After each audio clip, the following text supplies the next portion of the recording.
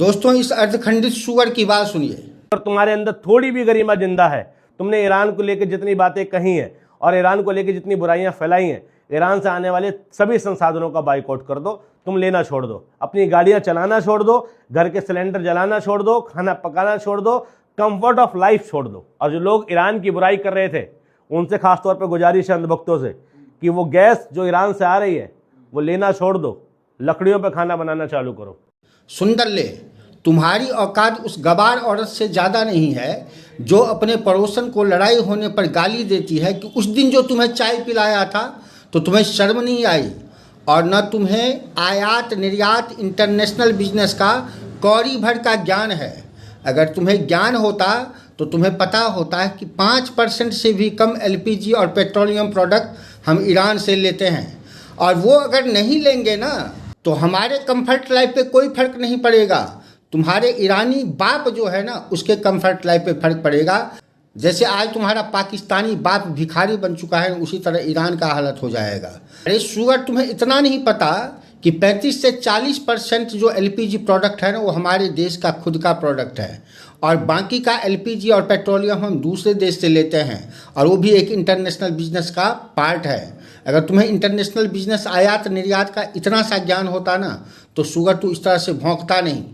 और अगर तू ऐसा ही सोचता है तो ये सारे प्रोडक्ट जो स्क्रीन पे दिखाई दे रहे हैं ये प्रोडक्ट लेना बंद कर दे, फेसबुक चलाना बंद कर दे, इंस्टाग्राम चलाना बंद कर दे, और अपने आतंकवादी बापों से बोल कि AK-47 और दूसरे वेपन्स यूज करना बंद कर दें, क्योंकि तुम्हारे आतंकी बाप और जिन मुसलमानों को खुश करने के लिए तू ये नॉनसेंस टॉक करता है, जो उनको मिटाना चाहते हैं इजरायलियों को और यहूदियों को, ये उन्हीं का इन्वेंशन और उन्हीं का प्रोडक्ट है। लेकिन नहीं, तू इसको बंद नहीं करेगा, क्योंकि कौड़ी के दाम जो अपने ज़मीर को बेच के तू देश का दलाली कर रहा है ना, उसके बाद तुम्हें अपनी माँ बहन की दलाली करनी पड़ेगी। तू अपने आप को मुसलमान की हितैषी बताना चाहता है, तू मुसलमानों का हितैषी नहीं, तू सबसे बड़ा दुश्मन है। किसी ने ठीक ही कहा है कि modern devil is cheap dopamine. तू मुसलमानों को झूठ फूस बोल के उनको खुश करता है, उनको आतंकवादी बनने पर और अपने देश से गद्दारी करने पर मजबूर करता है, क्योंकि वो ऑलरेडी नॉनसेंस हैं, उसमें तू घी डालने का काम कर रहा है।